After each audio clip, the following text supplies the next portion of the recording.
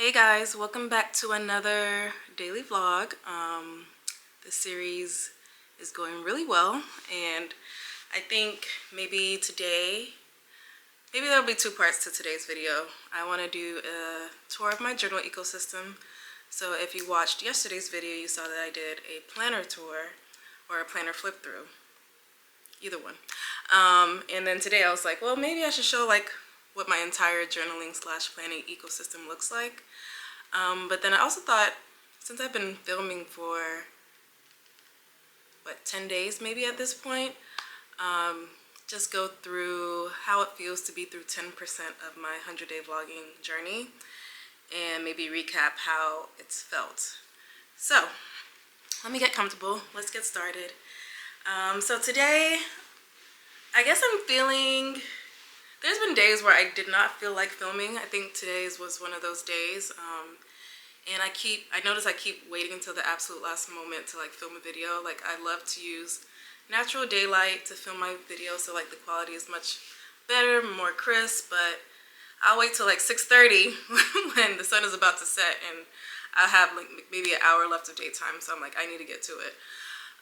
So I've noticed the procrastination starting to kick in. I think the first few days I was excited, so I would film first thing, and then as the week progressed, especially once work was in the mix, I was procrastinating till the end of the day.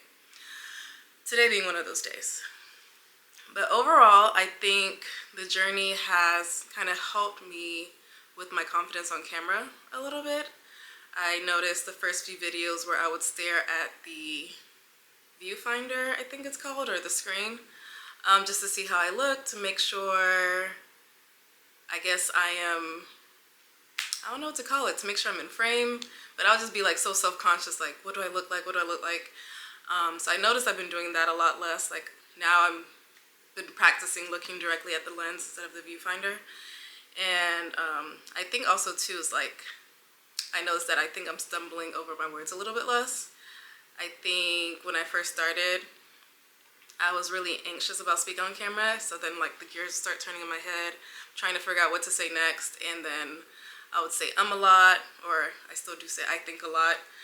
So I'm just trying to like really pay attention to my speech and like how I'm able to translate my thoughts.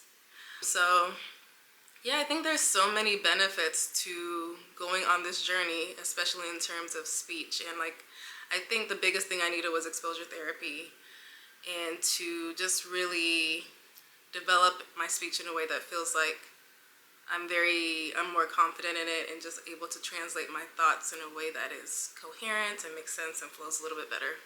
So I think this process is going to help with that. I'm definitely seeing improvements 10% of the way into the journey, so I can only imagine how I will be at day 100. And I think that's the exciting thing about this journey, is that I know that I will get better each day, and I can feel it. So yeah, sky's the limit. So part 2 of this video is going to be my journal ecosystem. So I've noticed that I keep forgetting to take thumbnail videos or thumbnail pictures, so I'm about to do that right now. So I'm going to show you the stack really quickly. You're going to be like, why the heck do you have so many journals and note-taking devices? Because they all have a purpose. So we're about to walk through what each one is for. So let's get started with, I'll save this one for last because we talked about it yesterday. So if you haven't seen it yet, go watch this video, my planner flip through, where I go into more detail about what's in it. But let's start with this one. So this is my Archer and Olive dotted grid journal. And I've had this journal for 5-6 years. I think I got it in 2020. And I got this in an era where I was really into like bullet journaling. You can see that. So I loved it. I did bullet journal for maybe 4 or 5 months that year. And I think it's, it had some really cute spreads. I was really inspired by Amanda Rach Lee on YouTube, where she would come up with these very elaborate spreads every week and every month. And I was like, girl, I cannot draw that well, but yeah, it was fun while it lasted. So then I wanted to use it to try out scrapbooking a little bit, so I have this spread as well. And honestly, it just kind of didn't get used for a long time. So I would say now the new purpose of this journal is basically to kind of just track goals and notes related to starting a business, and like any creative ideas I have, any creative inspo, I take notes and I write it in here. So it's basically like a creative note-taking journal. Then I have, let's skip to this one. So I have this, what would I call this? A spiral. So this is an inside joke with me and one of my friends, but a Blue's Clues notebook. But basically this is a spiral notebook that I kind of use to just take scratch notes for work or just for brain dumping or whatever is on my mind. So the idea behind this journal, can I also say, it's a cloth and paper journal, which I think if you are watching a lot of my videos on my channel, you're going to see that I talk about cloth and paper a lot. So this is their break room notebook, and it's a top flip notebook. And like the way this first page feels, it's like it's a velvety, soft, smooth finish, and I really bought it because of that. Not that I really needed another notebook, but once I like read about the tactile experience, which I'm a sucker for those, I was like, I gotta have it. So I basically just use it as a scratch pad anywhere to like wireframe. So like, for example, this is a wireframe for work where I was trying to just like basically brainstorm what I wanted a dashboard to look like. I just take random notes in here. Anything that does not need to be like sorted or doesn't have a purpose for the future. Like it's for notes that have an immediate purpose. Like I write it down, I do something with it, and that's it. So I can technically just tear these pages out and throw it away if I wanted to. Anything that needs to be long-term storage will go into my Notion. But other than that, this is just for quick notes and brain dumping. That's number 2.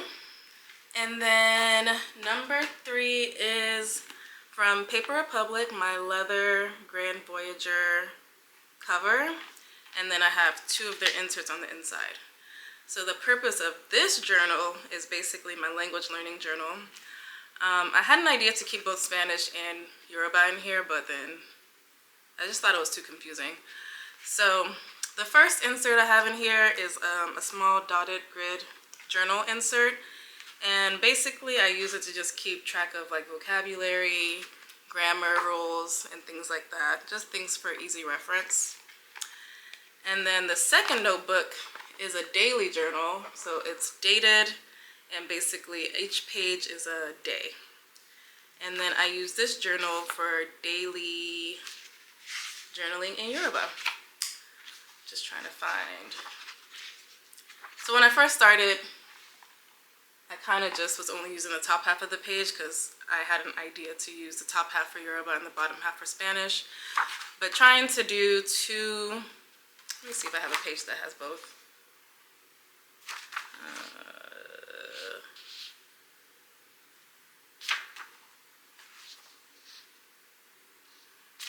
So like this, for example, has both Yoruba and Spanish on the bottom. And that became really overwhelming after a while, so I decided to stop doing that. So now when I journal in Yoruba, it's like exercises or full page journal entries in just Yoruba.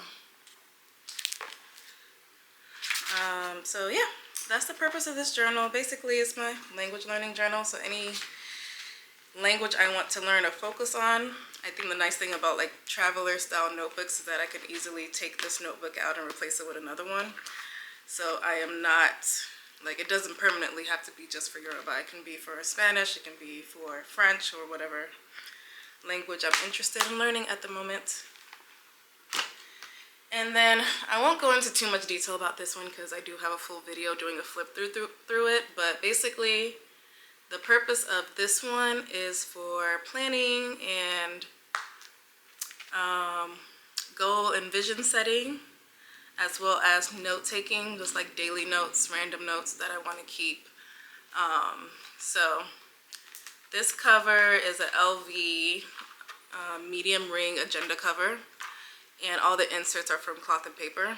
And basically I use this for like my weekly, monthly, and quarterly planning. So like I said, I won't go into this one. There's another video where I dive deep into it, but that is the purpose of each of these. I'm trying to get it closed again. There we go.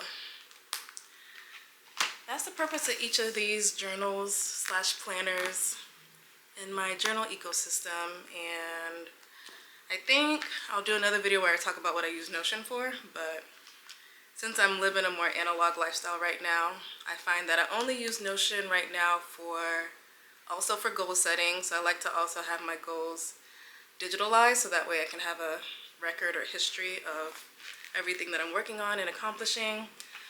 I have notebooks in there for like long-term notes. I have my content planning system in there. So it still gets a lot of use, but at least for the day-to-day planning and task tracking, instead of that being a Notion like it used to be, that is now in my LV agenda. So that is my entire ecosystem. Let me know if you have any questions in the comments below. But thank you for tuning in to another day, and I will see you tomorrow. Bye.